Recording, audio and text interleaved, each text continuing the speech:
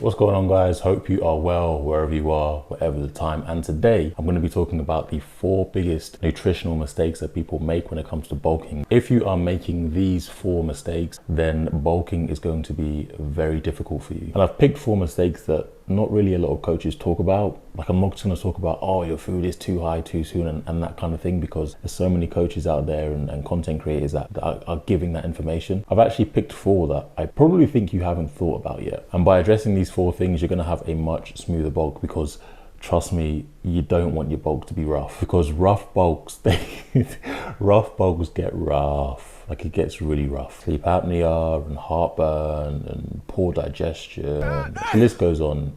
High blood pressure. It can get messy real quick. And you want to hold off from those things for as long as you possibly can. Anyway, mistake number 1, flavor and texture fatigue.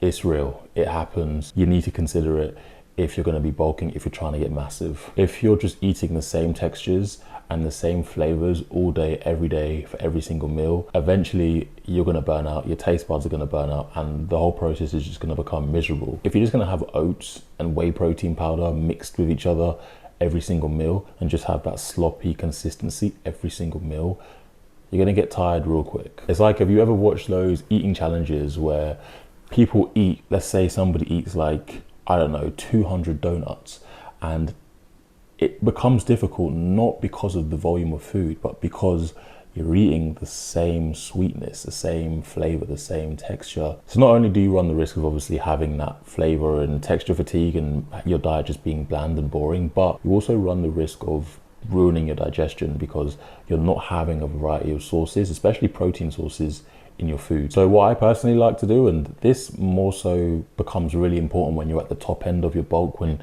food is really, really high and you're almost at that uncomfortable point and appetite isn't really high. What I like to do is alternate between something sweet and something savory. So I'll have a cream of rice meal, and then I'll have some form of like hot meal, so like rice or pasta, whatever it is, something different than that sweet creamier texture, and then I'll switch back to something sweet, so I'll then go to like oats. So I always alternate, whereas I find that if I eat 3 meals in a row where the texture is the same, I get burnt out pretty quickly. I'd also advise, when it comes to this as well, is having different textures within the meal. Include fruit that's maybe a little bit crunchier, so maybe include some blueberries that are a bit cold and the oats are hot, and maybe include some dark chocolate, or maybe include some crunchy peanut butter or almond butter. Just having different textures with your meal makes the meal more interesting. If your meal is just this bowl of like just gloop, just on some Oliver Twist stuff, like you're gonna get bored, trust me. And again, like with the flavors, try and add things like spices and sauces to your foods, because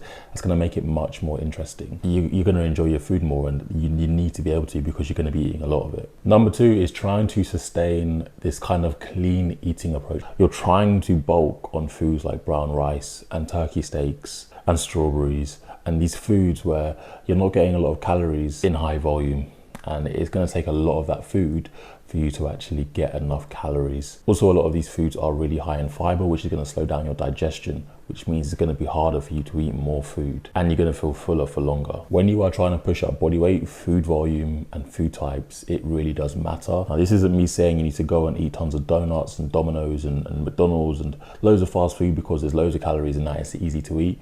No, because you're going to feel terrible, and there's a fine balance, obviously. But switching over to sauces such as jasmine rice or sushi rice, which is a lot easier to eat than brown rice, using just standard pasta rather than whole wheat pasta, consuming things like bagels, for example, is going to be a lot easier, and introducing low volume carb sources like honey and jam is really going to help as well. And on the protein side of things, using more red meats, so like mince, for example, and on the same token, using things potentially like chicken thighs, chicken breast, again, is going to be a smarter option than you trying to get all of your calories from protein sources from white fish.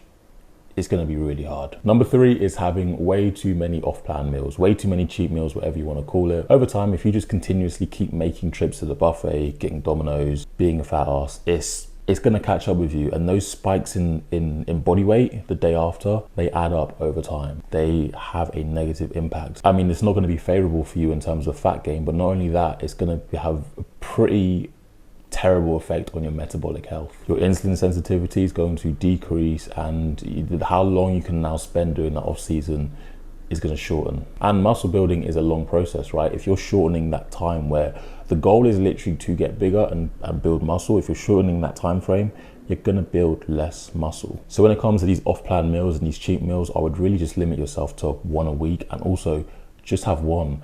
Don't get a cheat meal and then it ends up being like 4 courses of just a madness. If you're somebody that is on the enhanced side and you are using steroids, I really think that this point is especially important for you. If your diet is terrible, it's only going to cause more stress to your body, which is already under. So I think you really need to consider this a lot more if you are on the enhanced side. But what do I know? I'm just a skinny natural bodybuilder. And the final nutritional mistake that I see a lot of people make, that they maybe don't consider, their meal timings. A lot of people see food because they're bulking and like, yeah, let's just eat. Okay, it's been 30 minutes. Okay, eat, and they get excited and they just want to eat and eat and eat, and I get it. But if you're not considering your meal timings, you're gonna get full real quick. You don't want to try and eat 3,000 calories within like a 1 hour window every day.